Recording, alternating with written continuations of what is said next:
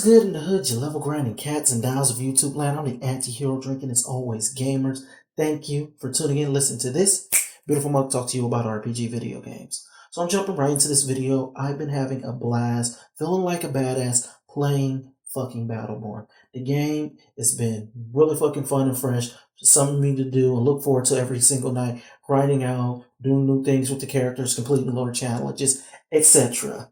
But I've been constantly hearing across the rumor mill, the internet, that Overwatch is better. This is why Overwatch is better. And at first, I just took it as he said, she said. But it's seeming to become true that Overwatch is overall better than Battleborn. And I kind of don't get why. I mean, when you start looking at the things why some people hate Battleborn, but then don't praise Overwatch, they're design choices and not really hardcore gameplay aspects. There are some stark differences between how the games interact and work gameplay wise. But when I start reading the reviews of why Battleborn is a bad game, I just start scratching my head saying, what the fuck are you bitching about? So I'm jumping right in talking about some of the things I read on the Steam page of why Battleborn is not a good game. One, the game is too grindy. And this one is really fucking annoying because they're complaining about, well, you don't get all the characters at first. Well, Overwatch gives you all the characters at first. Also, when Overwatch introduces new characters, you're actually going to have to go pay for them.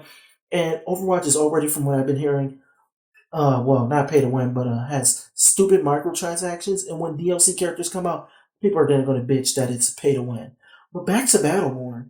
Yes, Battleborn's grindy because just a long haul. Like everything Gearbox is going to introduce to the public and to the players, it's going to be for free, and you're going to go get that for free. But they need you to be playing long enough while they design new characters, new missions, and hopefully, from what I heard, I believe there are going to be new gameplay modes also. So yeah, it's grindy because they need the game to be relevant in your mind for when the new shit drops, you're around to actually pick it up. And if you're not, I don't know, following the latest Battleborn news or have somebody who's keeping up with that type of news, you're going to miss out on the content and their player base will dwindle. So yes, it's grindy, but it's grindy in the sense that you get everything free, and that drives me fucking insane because this is the typical shit of the fucking community. We all bitch, myself included, about stupid microtransactions, useless DL fucking C, season passes being worthless, and companies just being money grub hungry.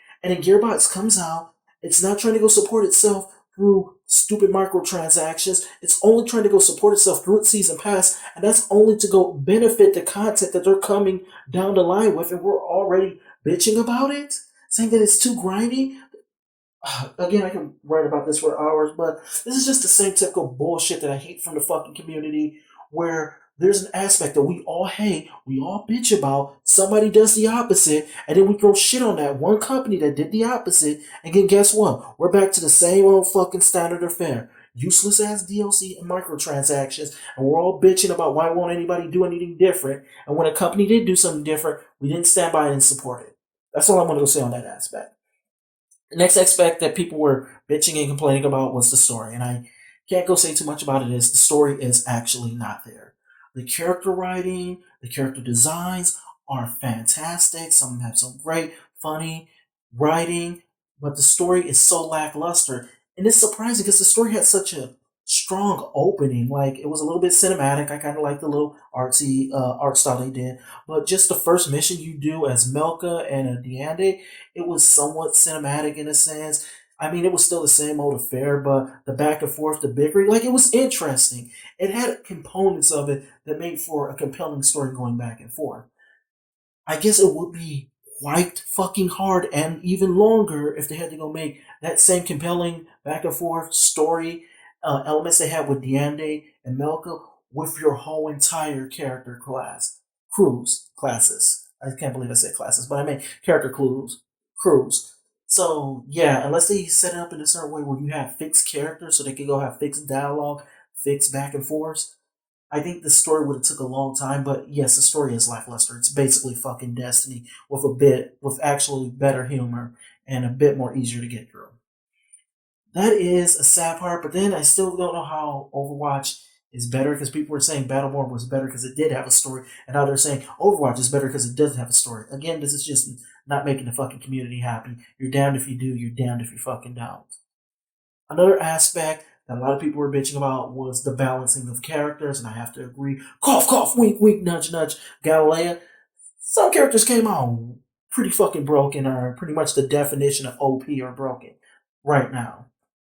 To that aspect, I think that's really a dumb thing to go say because devs had no way of knowing it would affect the game this much or this way, or they put something in the game and it went wrong just completely in the wrong way, or just in a way that they could never imagine.